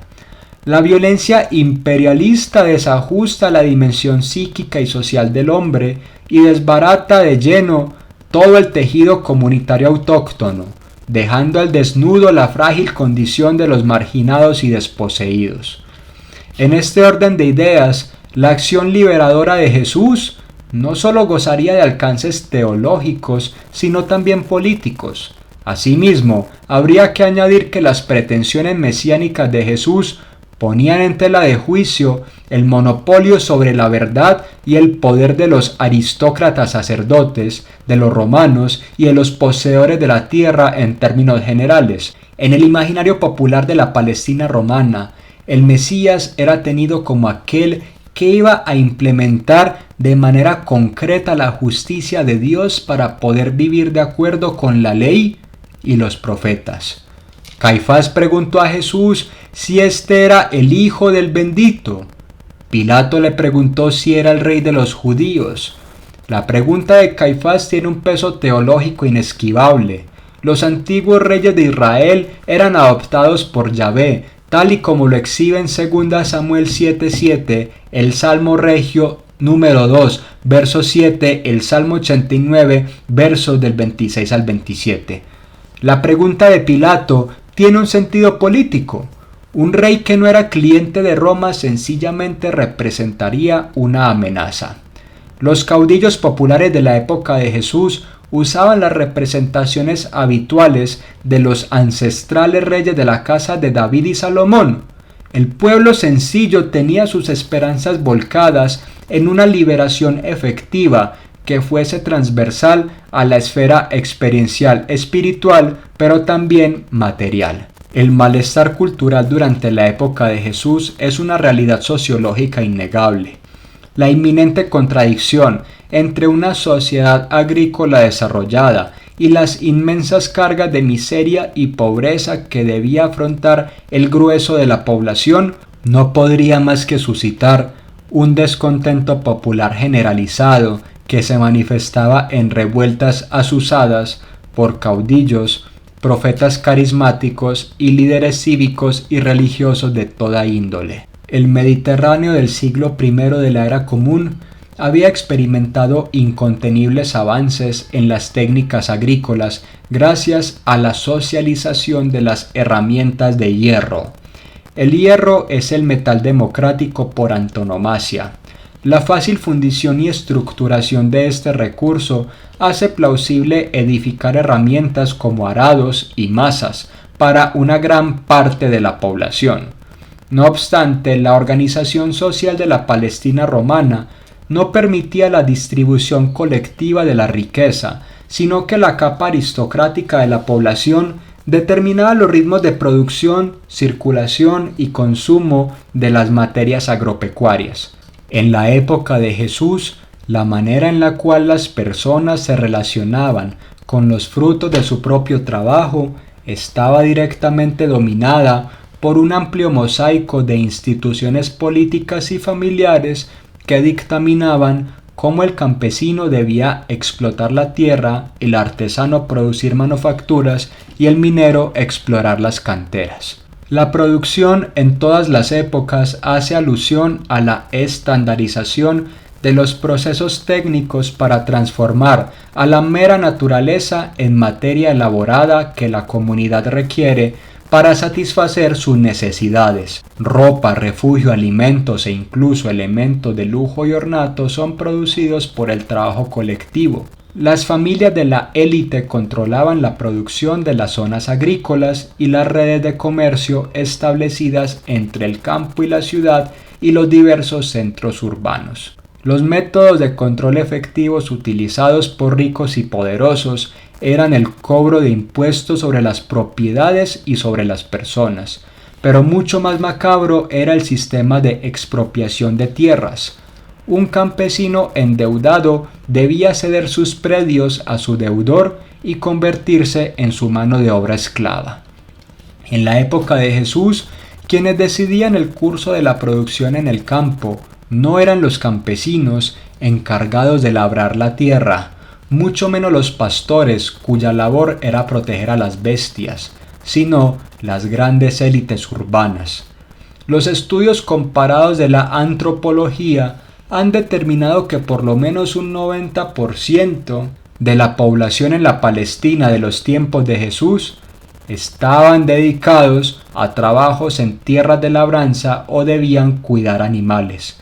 Y todavía quedaba alguna porción que eran artesanos, Sin embargo, la ínfima facción del total, que era la aristocracia, eran miembros de la casa de Herodes el Grande, militares de alto rango amigados con la dinastía herodiana, terratenientes que habían heredado sus derechos de posesión y eran conocidos como los ancianos, y no menos importantes, los sacerdotes urbanos que habitaban la gran ciudad de Jerusalén. Este 2% de la población elegía qué se debía cultivar, cómo se debía cultivar y de qué forma se debía redistribuir la riqueza socialmente creada. Peor aún, ellos nunca habían tomado un arado, un pico o una pala en su vida, pero gozaban de grandes lujos y eran alimentados por el campesinado palestino. Las actividades agrícolas eran efectuadas por familias que vivían en villas. Las operaciones estandarizadas básicas eran arar, sembrar, deshiervar a mano y cosechar con guadaña. Las unidades domésticas básicas de producción campesina dependían esencialmente de los dictámenes de la aristocracia. Dice Kenneth Hanson, a medida que las élites controlan más y más tierras y a la inversa, más y más palestinos dentro de las áreas controladas por Judea se someten a acuerdos de arrendamiento y cultivan lo que exigen los terratenientes, la producción ya no refleja lo que la persona común quiere o necesita. La mayoría de los campesinos de la época de Jesús anhelaban poder cultivar cosas para su propio consumo. El ideal tribal de producción era el autosostenimiento. Empero, las élites obligaban a las personas sencillas a abandonar la economía de subsistencia para volcarse a ciertos tipos de cultivo que podían ser almacenados de manera masiva en graneros, o la obligación recaía en adecuar las prácticas de producción por bienes agrícolas que hallarían más favorabilidad en el mercado.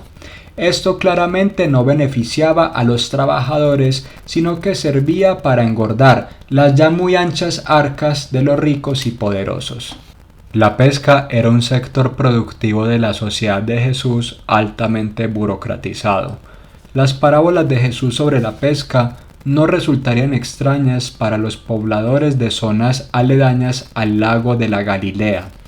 La pesca en la época de Jesús no era una libre empresa, sino que hacía parte del inmenso negocio del Estado y paradójicamente esta actividad estaba enredada en las redes del aparataje imperial. Incluso aquellos dueños de barcos no podrían menos que someterse a duras y rigurosas cargas tributarias. Dice Kenneth Hanson, la pesca estaba controlada por las élites gobernantes.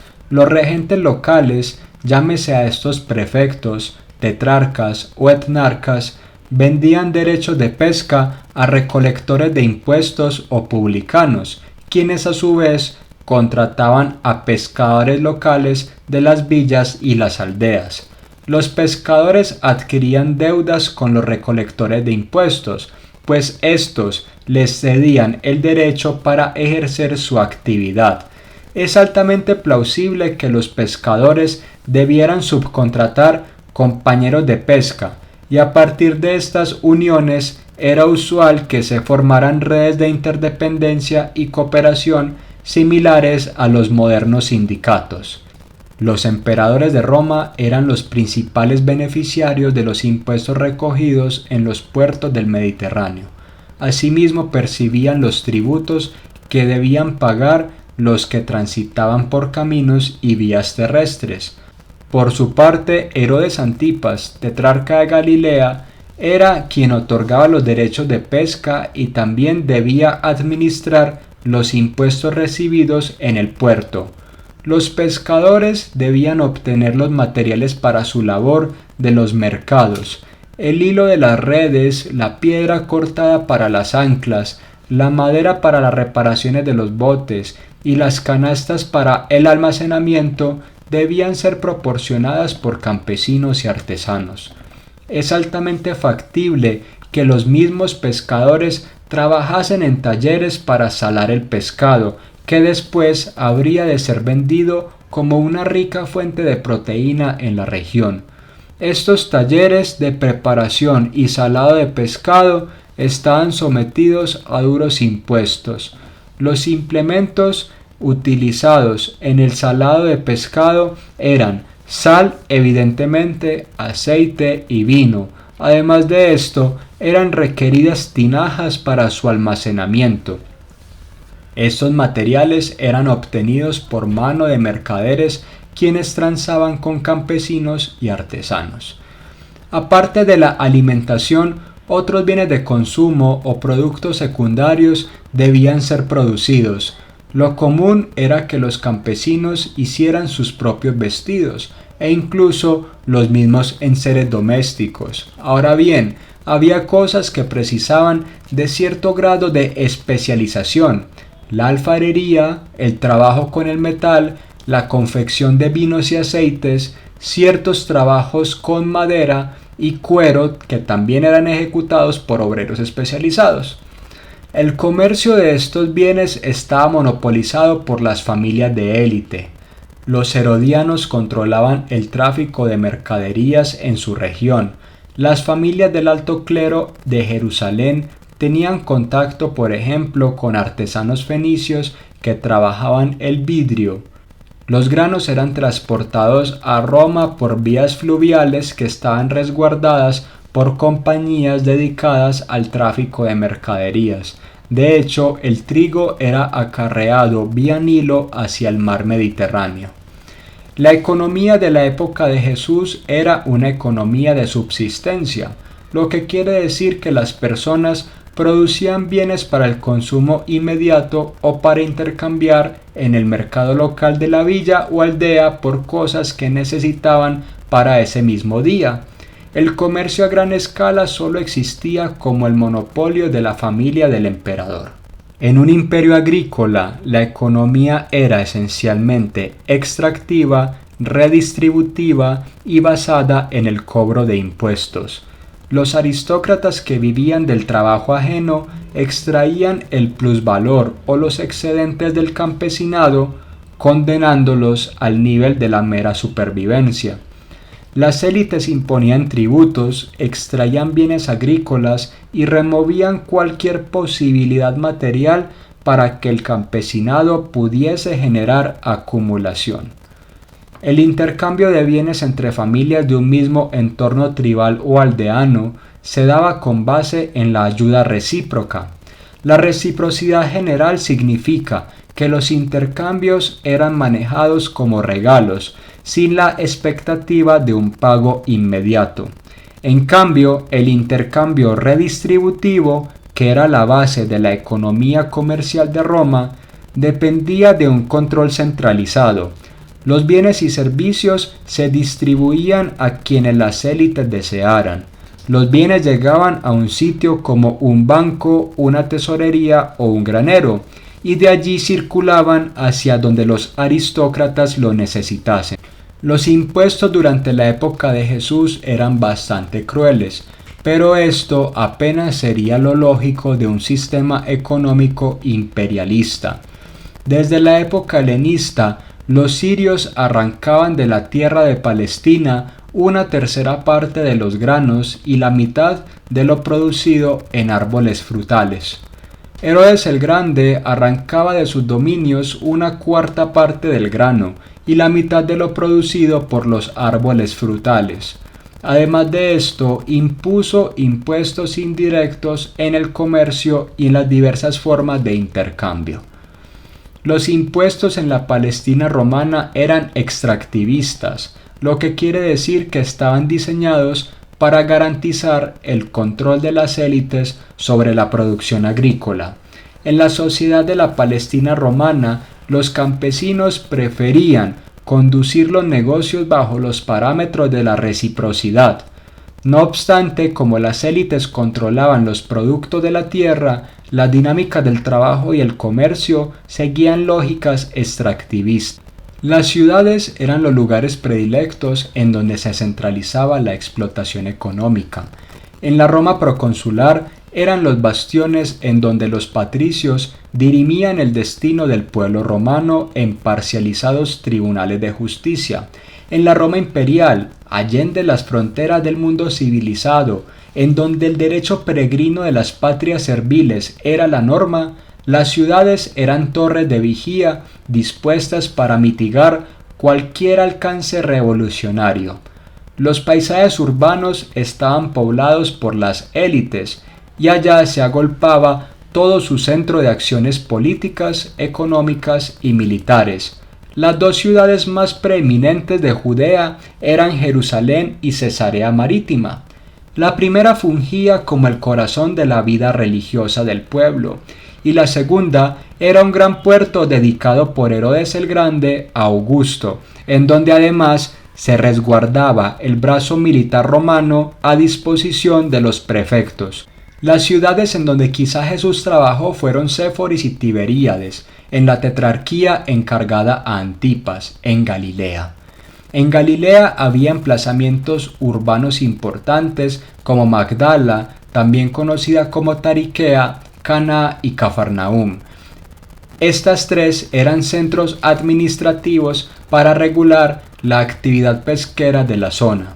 Los campesinos de las zonas rurales vivían en villas como Nazaret y Naín. Los campesinos formaban la columna vertebral del sistema económico en tiempos de Jesús. Los grandes centros urbanos albergaban a las portentosas élites. Una provincia imperial de segundo orden como Judea dependía directamente del amparo del emperador romano. Este delegaba a prefectos, que eran militares de orden ecuestre, diversas funciones como la recolección de impuestos y el mantenimiento del orden público. Anudados a los estandartes e insignias imperiales romanas estaba la dinastía herodiana. Los imperios agrícolas, desde la edad del bronce temprana, han sostenido a una clase social aristocrática parasitaria gracias a un modelo productivo esencialmente extractivista. El campesinado era sometido a vivir en condiciones deficitarias, mientras que los excedentes rurales eran sustraídos por la maquinaria militar subyugada a los aristócratas. Los impuestos punitivos y las expropiaciones eran los métodos ideales para hacerse de la riqueza suscitada de las entrañas del campo. En los imperios agrícolas, las órdenes venían de las ciudades, lo que se debía producir y la manera en la cual se debía producir, lo que se debía cultivar o las bestias que se debían poseer. Eran decisiones todas de los entronizados patriarcas citadinos. Esto no podría ser de otra manera. Las pomposas urbes, con sus teatros, hipódromos, acueductos y rimbombantes santuarios, eran el hogar de las armas del Estado. Desde la era cúprica, los militares añoraban hacerse dueños de grandes extensiones de tierra como premio para su lealtad guerrera. Los hombres de armas anhelaban pisar a los sencillos labriegos con sus sandalias de combate, y de esta forma se replicaba el régimen productivo agrícola afincado en la propiedad privada. El prefecto romano tenía su residencia permanente en Cesarea Marítima, y allí estaba siempre a disposición un cruento cuerpo de policía, siempre listo para acallar a los míticos bandidos rurales que se erigían de tanto en tanto para implantar por cuenta propia la justicia divina en los campos y viñedos. El sumo sacerdote, el lado sagrado de la ley, era un gran acaparador de tierras que encima de esto monopolizaba el comercio del templo de Jerusalén. Los piadosos fieles debían comprar a él o en su defecto a un familiar de la casta sacerdotal una bestia para ofrecer a Yahvé en sacrificio.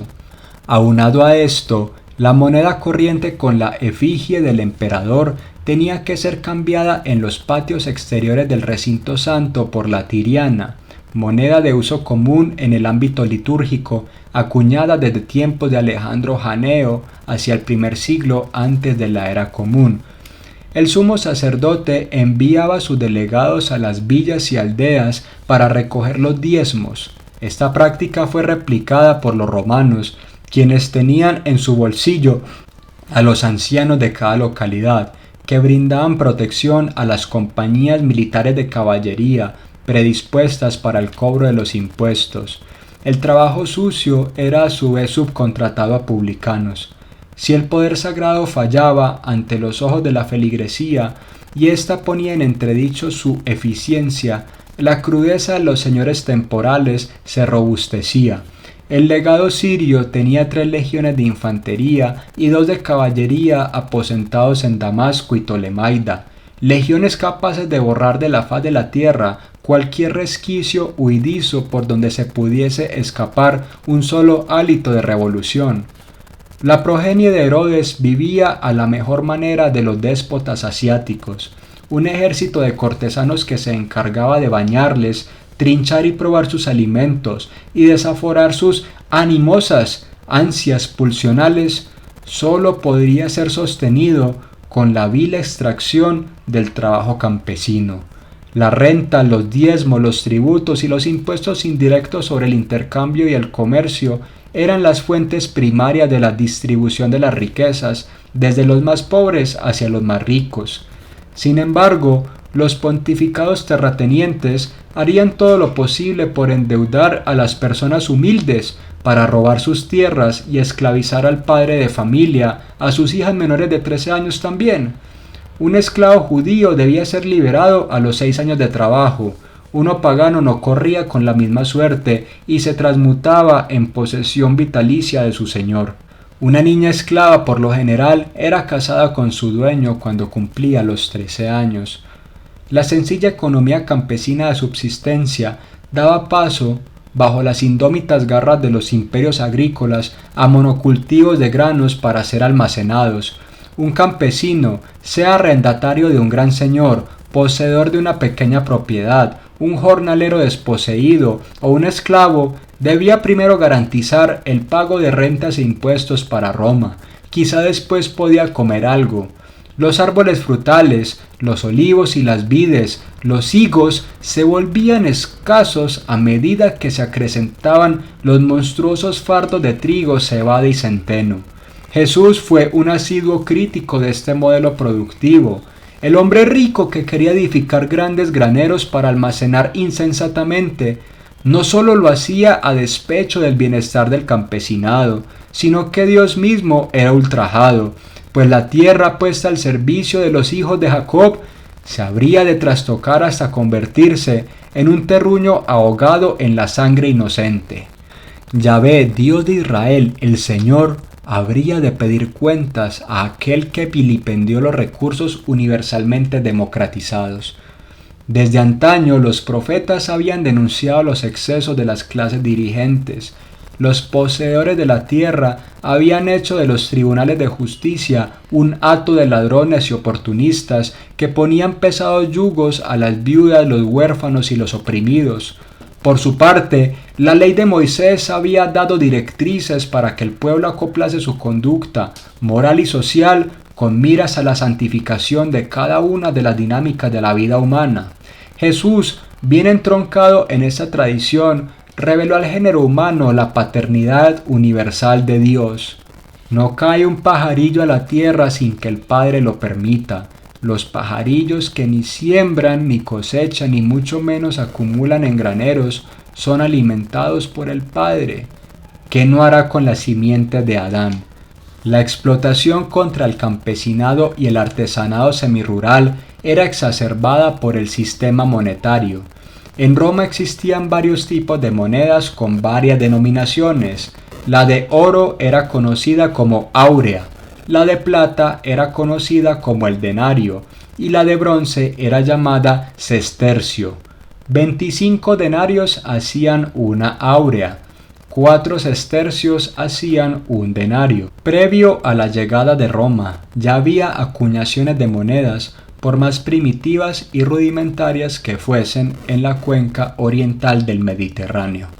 En este contexto, los cambistas, que fungían como rústicos banqueros, cumplían una función primordial al cambiar las monedas locales por aquellas que eran válidas en todas las latitudes de la geografía imperial. En el templo, los cambistas intercambiaban la moneda romana de uso común por la tiriana, que fue elaborada por Alejandro Janeo hacia el primer siglo antes de nuestra era, y era la que tenía validez al interior del templo. Era preciso no contaminar el lugar santo con monedas corrientes que tenían la efigie del César. El uso de monedas en la Palestina del siglo I era muy diferente al que hacemos hoy en día. En el mundo moderno, las monedas suplen la tarea de ser un medio universal de cambio. Los trabajos concretos pueden verse solidificados en una moneda de metal, un papel con un valor nominal, una transferencia bancaria o una letra o tarjeta de crédito. A través de la moneda podemos cambiar nuestro tiempo de trabajo por bienes o servicios que precisamos para vivir. En cambio, entre las sociedades antiguas, las monedas eran un signo visible del dominio de un colectivo humano sobre otro. Cualquier judío que almacenase alguna cantidad de riquezas por medio de un puñado de denarios pronto notaría la presencia del emperador romano repujada sobre un trozo de metal. El uso más frecuente de las monedas de oro y plata era el de almacenar riquezas. Quien podía acumular una buena cantidad de excedentes, sustraídos a la clase campesina y al artesanado por la fuerza, también estaba capacitado para guardar este excedente hurtado en medios tangibles metálicos. La riqueza era protegida para poder comprar favores de personas importantes o para que las élites mantuviesen una posición de privilegios sobre el resto de la sociedad. Las monedas, en este orden de ideas, serían percibidas como un vehículo para ganar honor. Si alguien dependía de un hombre rico, inmediatamente se convertía en su cliente y adquiría una serie de responsabilidades para con él, tales como servirle como instrumento de propaganda, gritando a los cuatro vientos las bondades del amo. Además de esto, el amo tenía ciertas prerrogativas para acceder a secretos o asuntos confidenciales que conocían sus clientes. Finalmente, los clientes debían garantizar el orden y la prolijidad de los negocios de su patrón. A cambio, un cliente recibía de su patrón cosas como protección militar, exención de los impuestos, favorabilidad para adquirir cargos políticos, también favorabilidad en los tribunales de justicia, medios materiales para su trabajo, alimentos, recursos, etc. Diversos aspectos de la vida tenían ciertos tipos de medidas. Por ejemplo, existían las minas. Una mina equivalía a 60 shekels o piezas de plata.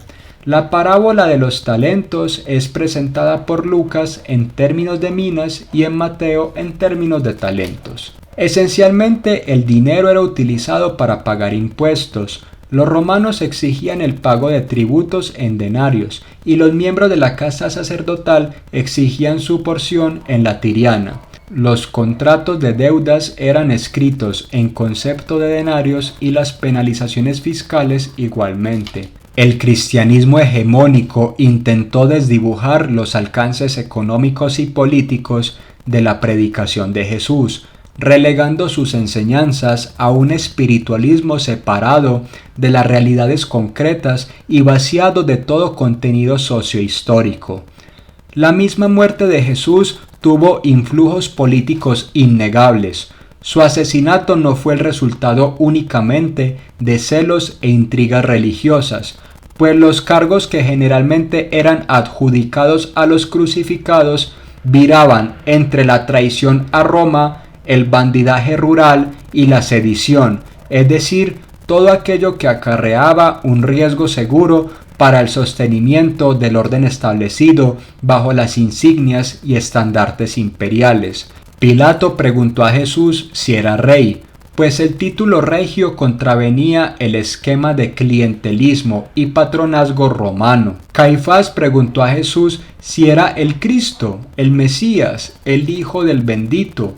Esto debido a que la casta sacerdotal urbana, materialista en extremo, vería en este tipo de reivindicaciones teológicas una amenaza para su posición de privilegio. Los evangelios definen a Jesús como un tectón o artesano. No era un carpintero en el sentido moderno del término. aunque claramente también agolpaba funciones relacionadas con el trabajo con la madera.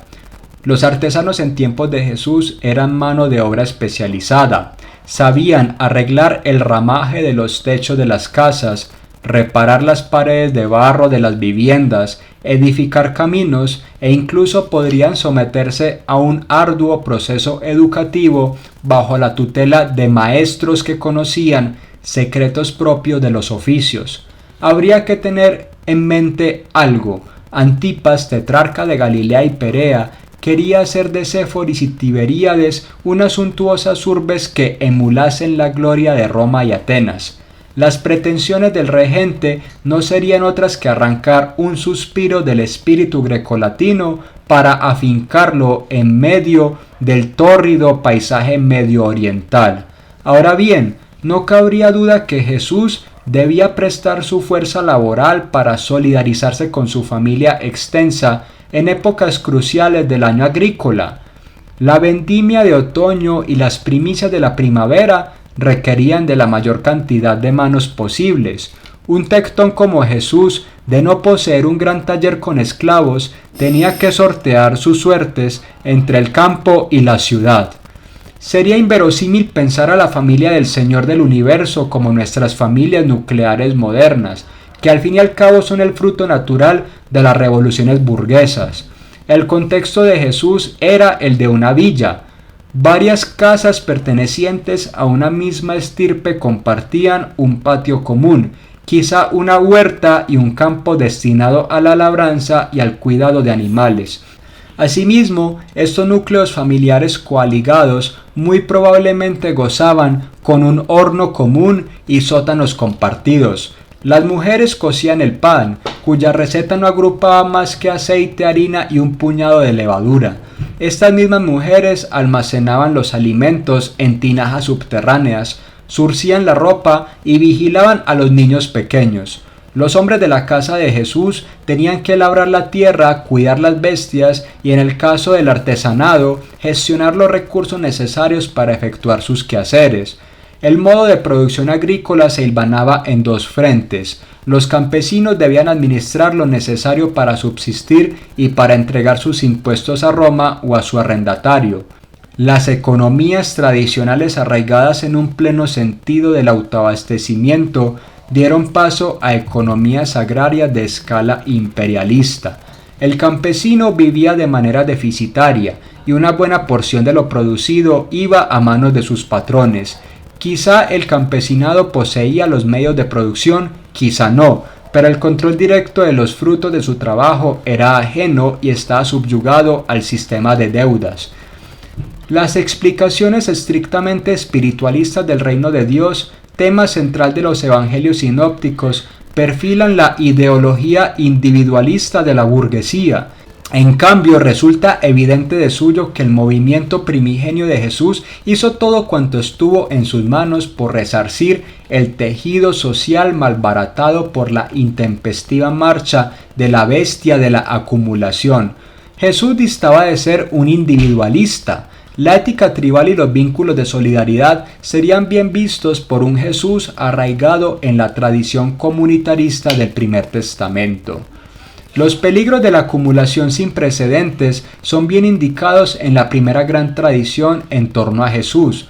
Más fácil es pasar un camello por el ojo de una aguja que entrar un rico en el reino de Dios, se dice en Marcos 10:25. Ningún siervo puede servir a dos señores, porque o aborrecerá al uno y amará al otro, o estimará al uno y menospreciará al otro. No podéis servir a Dios y a la riqueza, se nos dice en Lucas 16:13.